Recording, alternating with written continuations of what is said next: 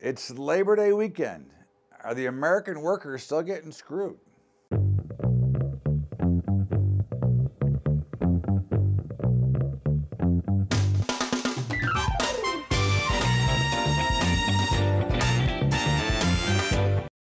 What's up, everybody?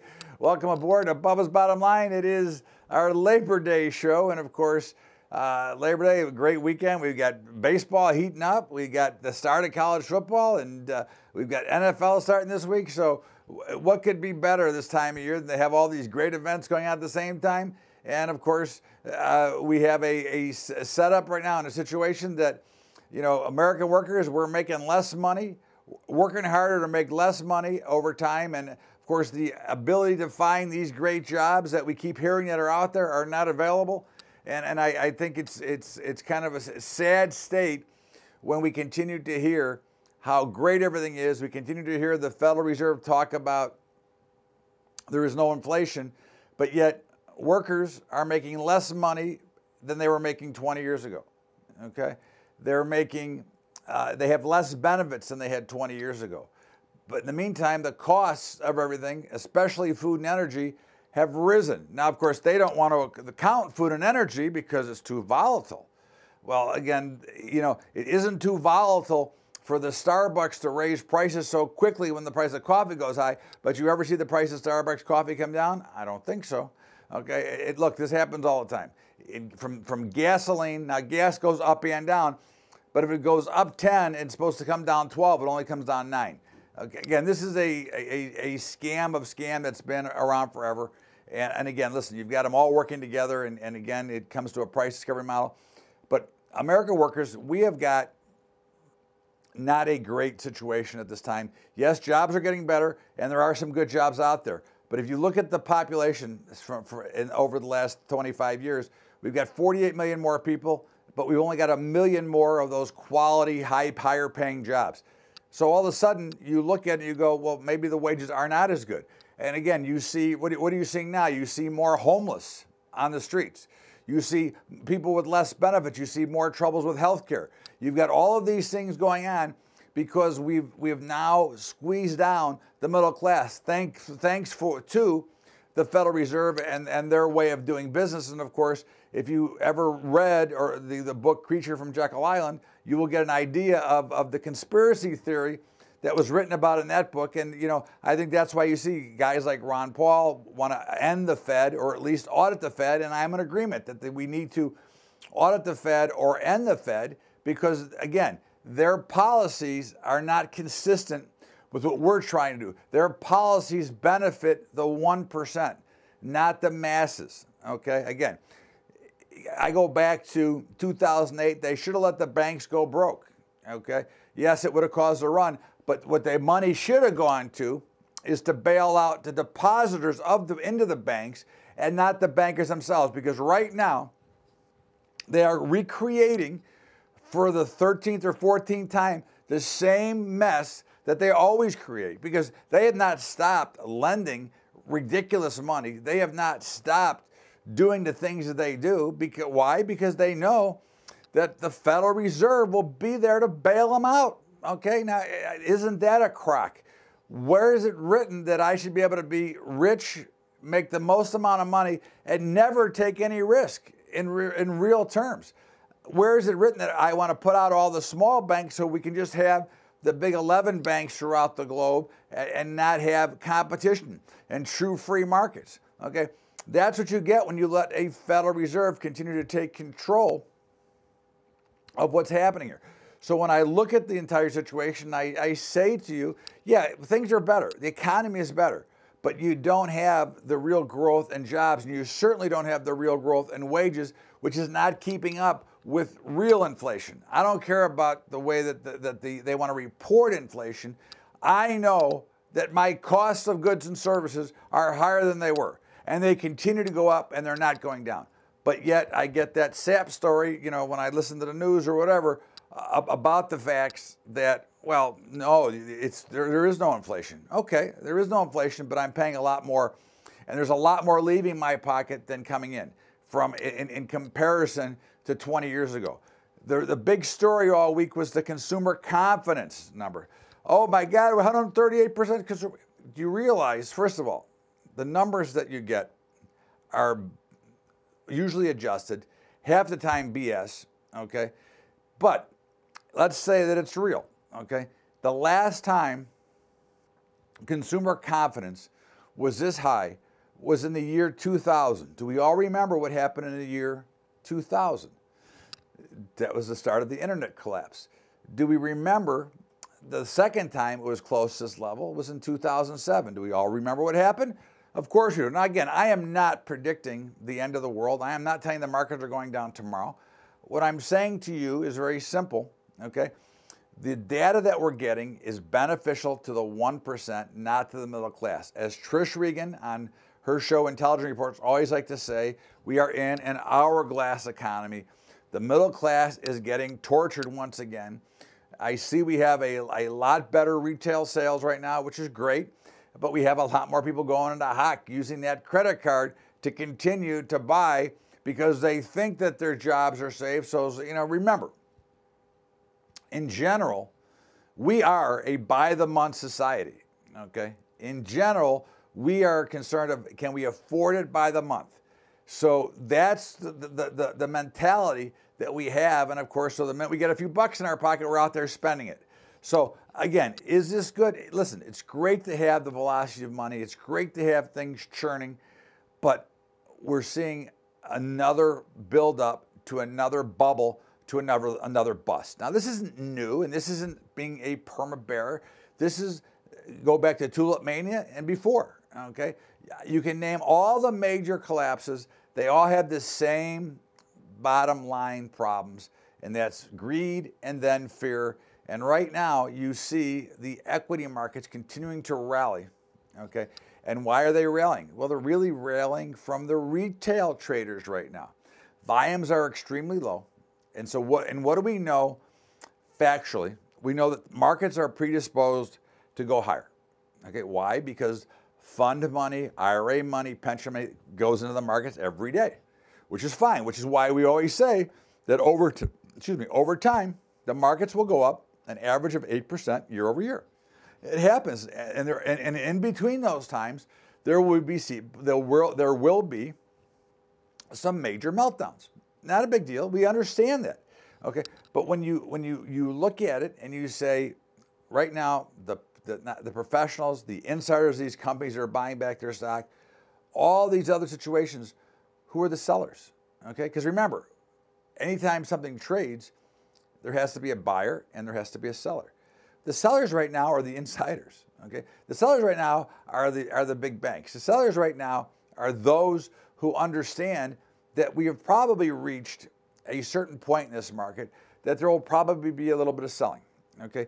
You have banks, maybe not upfront lending money easily, okay, because they don't like the spread, but through the back door, they are buying a lot of these loans from these peer-to-peer lenders. They're buying a lot of these loans from these smaller lenders that are higher rate, not usury, because that's not the right word, but lenders that you pay higher rates to, okay? And I know that part for a fact, okay? So they're buying this bad paper, okay? And now we've gotten back into very little skin in the game when you buy a house. So now you can buy a house for 3%. The way that they're qualifying the loans again is another problem. So you've got this big, massive debt bubble building up, which nobody seems to care about, okay? Now, you tie it by itself, it could probably be resolved, okay? But if you look at it from the standpoint of what's going on globally now, okay, because we are a global economy, with the emerging markets collapsing and with the currencies collapsing in a lot of these emerging markets, remember, when they borrow U.S. funds, they have to pay back in U.S. dollars. At the time, the U.S. dollar was extremely weak. Now the dollar is very strong. So what's happened to a lot of these loans to a lot of these nations, these emerging markets, is they've inverted, okay? So even though they think they're getting back what they're getting, they're actually now losing money. So you can see the stronger the dollar gets, the more these emerging markets collapse. Tie into the fact that you've got the trade wars going on, which I will say before I talk about it, that they will be resolved because, again, we do hold all the trump cards. That's a given. Okay, so anybody can fight as long as they want, but they will never win the battle that if we continue to hold out. Okay, so that's one thing. But you've got the collapsing yuan or the renminbi in China. You've got the collapsing stock market in China, and they're not an emerging market. They're not a third world nation. They're the second biggest economy in the world. Okay, only the fact is that we're 5 or 6 times bigger than they are. So you look at all these phony numbers that we have out here, and all of a sudden you don't think that eventually it's going to come back to roost. You know, you look at the amount of debt that is being created. Okay, auto loan, student loan, housing, all of it. Okay, record debts. The debts are significantly higher than they were in the last time we crashed. So again, and I'm not predicting a crash tomorrow. Okay, again, the markets don't announce this. They don't tell me. I don't get a telegram when they're going to collapse. And I am not predicting that they're going to collapse today. They will collapse again, and they will rally back in, but they will collapse again, but they're not going to they don't announce themselves. Markets do not announce their intentions. But when you start to see some dramatic changes throughout the cycle of the markets, okay, and now as I'm saying, you're seeing it's the retailers buying them.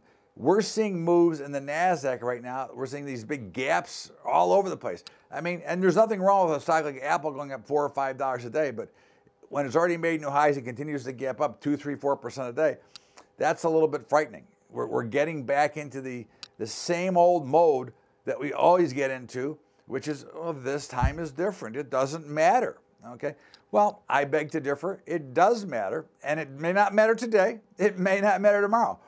But you can bet your sweet potatoes that it will matter. And there will be something to pay for all this when it does happen. In the meantime, I'm going to step out here for a break. This is Bubba's Bottom Line, Todd Bubba Horowitz, and we'll be back with more of Bubba's Bottom Line after the break. If you're interested, on Tuesday, I'm redoing the hedging webinar. I was asked to do this for another company, so I'm going to do another hedging webinar because I've got a class starting a week from Tuesday. If you're interested and you want to see it, do me a favor. Just send me an email at bubba@bubbatrading.com. I'll send you a link. You can register. It's free. Okay. Don't forget about our high school investing program. You can help us out at Patreon, patreon.com/Bubba Trading. And of course, don't forget to catch the Bubba Show every day from 4 to 5 Eastern at LibertyTalk.fm. Now let's get back to the show. Welcome back to Bubba's Bottom Line. Todd Bubba Horowitz with you. And of course, last week we made new highs pretty much on a regular basis, and that is the pattern right now. Okay, we're not fighting that. We're not disputing the fact that the markets want to go higher. Okay, again, if you look at the markets right now as a boxer, right, you've got the heavyweight champ and you've got the amateurs. Okay, you've got the contenders. Okay, and the heavyweight champ right now wants to make a good show. Okay, so he wants to hold things up a little bit. So they're not in there selling heavily. They're allowing the retail trade to jump in and buy more, okay, and buy more and buy more. And of course, you see this. In fact, I texted out on Thursday and Friday when we were down significantly. I said, don't be surprised if they rally back.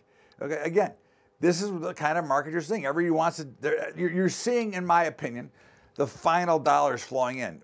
Now, how long can that take? I have no idea. Okay, and again, I'm not predicting it. I'm saying what I say almost every day for the last couple of months. You want to observe the market. You want to look for opportunity. Wherever you find it, you can take either side of the market right now because we're not going to predict that it's over. We are still watching for a dollar that's going to get close to par, and we're looking for 10-year notes at 3.5%. So I think we'll see both of those this year. And I would, if I were to predict, and this is not like I'm guaranteeing or I'm going to play it this way yet, but I would predict in October we see a major serious sell-off. That's a typical time of year. If it's going to happen, it's going to happen probably then. We'll see how it plays out. Again, we're just in September, so we'll see. And again, I'm not making it. Do not sell any of your assets based on this conversation. This is theory. This is what I've seen over years. Besides the fact that I hedge everything, I never sell them anyway. So that's another story. But we had the NASDAQ is going bananas again. Okay, we thought 7,900 or 8,000 would hold. Well, we're like at 8,200. They continue to fly up. And there's no stopping it, okay? You can bet that this week, most likely, Amazon will hit $1 trillion as well. So we'll have 2 $1 trillion companies. You had oil had another up week, so they had 7 weeks down, 2 weeks up. pressing right up against the upper end where we could have to see some pukage. We might have to get the airplane sick bags again, but I think we're going to be okay here. I think that this is part of the rally, so it's all cool. You have the grain markets were under pressure all week long, okay? And I kept saying, if you remember on the updates, I kept saying there's something wrong with the trade. We're not seeing the kind of action you would expect to see. Well, all of a sudden, Mexico came on board, which was fine. China has not come on, Canada has not come on board yet, but the grains found it in their heart to rally on Friday, and it was a nice rally to actually push wheat and corn to high, not high streak, but up on the week, and soybeans cut their losses significantly. I think, as I've said all along, I think the bottoms are in. I'm a buyer. I'm looking for opportunity. I think they continue to work their way higher. I think that, again, I do believe the trade wars are going to settle. I don't really believe they have that much of an effect, so we'll look for that. The meats, very mixed. I think the interesting of the meats was hogs this week because they opened up and spiked up a couple times and couldn't really hold it. They actually made a low, but they made a higher low. So we're pretty bullish the ag spot stuff all the way across the board, okay? Gold did a nice job of holding in that support range. It held, made more of like a new low at 1190, 1195, so we like that. I don't think it's going to break out. I would love to see gold consolidate a little bit longer, not in a hurry. Again, I don't want it to jump up here. I'd like to see it consolidate before breaking out. And of course, the dollar held support, popped up nicely, looks really solid. So again, everything is kind of playing the way that we looked at it and the way that we expected to go, so that looks solid. Cryptocurrencies had a nice rally last week, and we're starting to see a bounce. And of course, when you look at now a lot of the crashing currencies around the globe, the lira, the real, and some of the others that are crashing, okay? Yet the Bitcoins are still starting to rally. You know, Bitcoin and cryptocurrency world, they continue to rally. So I think that looks pretty solid. Again, I think that bodes well and gives a good case. And if you take into consideration how much trouble that the cryptos are getting from the SEC of trying to get some ETFs going, which I don't know why they're so dead set. I guess they're just trying to figure out how they can get their money out of it. But again, that looks really solid as well. And again, I will repeat, I am down money personally, but I am still investing in, okay? Losing money, but still investing in. Again, not a lot of money, just enough to, you know, we'll call it dinner and a movie every week, okay? That's what I think. But I think one of the things we're seeing here is, you know, the American dream, I think, is shrinking. I think, again, this goes back to how we opened the show with jobs, wages, inflation. People are not making enough to really go to that next step. We've got nowhere to save it. You've got to be forced into the equity markets, okay? And most are not in the equity markets. A lot are in through individual funds, but, you know, funds do not act like Apples or Amazons and stocks like that. They do go up, but they don't go up at that kind of rate. But I think that's an issue that we are looking at right here, and I think that becomes, you know, something that's somewhat of a problem. Okay, I think that, you know, you look now at, you know, the overall pundits trying to speak out. You know, I heard somebody talking about copper. Okay, now copper is a great bellwether that is used to, you know, kind of gauge the strength of economies in the markets. Obviously, copper used in all the buildings, housing, and so on. And of course, in China, copper was used and is still used as a lending base. Okay, they use that as collateral when they're borrowing money. Yet somebody had the temerity to say, okay, that this time is different. Okay, it doesn't matter that copper is getting creamed and it's going down. It doesn't signal a lack of growth. Well, I guess maybe we've switched to houses of cards, so we don't have to worry about using copper anymore. Okay, again, these are all warning signs out there, and none of them should fear you. Okay, you should be afraid of none. What you should be thinking about is your own personal emotions and controlling those emotions and learning to be patient before you make a major move in one direction or the other. And that's one of the things we always like to talk about, is how to be patient in a market, okay, and not be in a hurry. You know, the fear of missing out traps many, okay? The fear of failure, the fear of going broke traps the rest. If you can learn the couple of things that are very important to all traders and all investors. Never worry, have the fear of missing out, because you will not miss out if you play it correctly, okay? You may miss the first leg of it, but if you play it correctly, you will not miss out. You will get in at probably a better time if you're doing your job, okay? Don't have the fear of failure. Again, I tell everybody this. If you happen to be in a stock or in the markets, and let's say you're long and the markets are falling apart for a day on an opening, and we can go back about 2 years, August 24th of 2015, the markets were sinking, we're having a flash crash, and I kept telling everybody, relax, take a deep breath before you make that final decision. And I'm telling you, okay, before you chase the market up, take a deep breath, look at it, and make sure that's what you want to do. And before you puke it out, take a deep breath and make sure that's what you want to do. Because typically, if it's going straight up, there will be a pullback that will give you a better opportunity to buy. And if there's a big sell-off happening, there'll probably be a rally, give you a better chance to get out if that's truly what you want to do, if you want to be out of the market. And I think that's something that is important. But other warning signs, Illinois, the state of Illinois, what a wonderful state. What the worst ever, okay? Anyways, pensions are broke, and the pension debt is at a record. Isn't that great? I'm sure all the Illinois workers are thrilled to hear what I just told you, okay? Now, where will the next crisis come from? Well, where will it come from is obvious. It'll come from debt. It will come from money, because at the end of it, it's about the money, okay? The only question is when. This is not an if it will happen. It is going to happen, and that is not a negative on America. It's not a negative on anything other than the fact that you get to certain extremes, okay? And right now everybody's telling us this is not an extreme.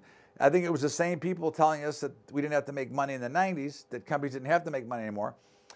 I think what you're seeing is, between the high consumer confidence and everything else, that we're just getting to a level. Now again, the next crisis will be, in my opinion, the black swan will be interest rates and the dollar. We'll see how it plays out. Again, I would still be an investor, okay? That goes back to being able to hedge and do everything else, but we're still investors. We're not getting out of the market, okay? We just want to understand that maybe this isn't the best time to be committing new money. I don't want to sell. I don't want to try to rotate. I want to sit tight, okay? But I think the world is showing, okay, of some of the things that are possibly happening, because, when you get markets that go basically straight up, which they have, we've had some little sells, so basically straight up, and nobody cares, okay? We don't care about news. And I personally never care about news. I don't even care. I don't even use the news, nor do I even listen to it half the time, unless I'm going to be on. But the point is that you look at all the bad events that have occurred over the last few years, and not even a budge to the markets. So all that says to you is that everybody knows the markets can never go down again. We can never go down again. So if you have that in your mind, this is an emotional thing, right? We just talked about it. Think about it. And my advice to you, okay, as a faithful listener and watcher, is before you do anything that is drastic, take a deep breath, think about it, look at it, make sure that's what you want to do. Because my favorite example is, we have all done this, or at least I have, said something to somebody that the minute those words came out of your mouth, you wish you could put them back in, but it was too late, and the offense was over. You take the loss, or you chase the market up, it's too late once you've done it. So take a deep breath and think about it. We're going to step out here for a break and come back with my commentary after the break on Bubba's Bottom Line. This is Todd Bubba Horwitz, Bubba's Bottom Line, and we will be right back with more. Anyways, everybody, hedging webinar on Tuesday. If you would like to come, email me at bubba@bubbatrading.com, and I'll send you a link, or you can go to bubbatrading.com. It'll be there posted for you. Also, you want to make sure you help us with our high school investing program. That's at Patreon, patreon.com/Bubba Trading. And of course, don't forget to catch the Bubba Show every day from 4 to 5 Eastern at libertytalk.fm. And now let's get back to Bubba's Bottom Line and my commentary. Welcome back to Bubba's Bottom Line, Todd Bubba Horwitz. And of course, we always, the easy the easy picking on is always the Fed, but you know, the unconventional money or monetary policy, you know, we all just think that that money is going to continue and it's going to grow, and there's not really a concern. There's not a concern that we were in debt $6 trillion in 2000, and in 2018 it's 21 trillion. That the debt service was 500,000 in 2000, and it's only 625 billion today, which means that that's probably going to get out of whack at some point, which will be an explosion. It doesn't matter that these policies and the Fed is letting it get away from them and refusing to let free markets and price discovery allow them to raise rates, okay, because they should be raising rates because of all the outside lending that's going on at much higher rates. And in fact, the banks, as we talked about earlier, are buying a lot of those loans, and they could actually be making more money, but of course they don't care because they've got the Federal Reserve to bail them out. But the unconventional money always comes back to haunt you, because you cannot manipulate the markets. You cannot borrow your way out of debt. This whole package has really done is it has led the separation, excuse me, has led the separation from the upper 1% to the rest. We are basically going in these directions now, okay? You cannot continue to allow it to happen that way, because what you've created and what the Federal Reserve has created and what the system has created is not a fair and balanced market system because of how the money works, okay? So the overall workings of the Federal Reserve and their unconventional policies and their refusal to let the free markets work, okay, which is really what they're doing. You can say whatever you want, but they are not allowing a true and free price discovery market to work, because if they were, then you would not have a need for all these peer-to-peer lenders, okay? If the Fed was doing their job and everything was being done correctly, and we weren't trying to manipulate currencies with currency wars and trying to work all these things around the back door, okay, while keeping rates down so that we can keep our debt service down, there would be no need for all of these outside services. And not that there's anything wrong with it, because people are making money off it, but the bank wouldn't be making so much bad paper, which they are doing, and that's because it's always different this time. But they know one thing that's never different is the Federal Reserve will be there to pick up the pieces, which is totally against what their whole plan was when they sold this ridiculous bill of goods to the system, okay? And that, to me, brings up the bigger problems.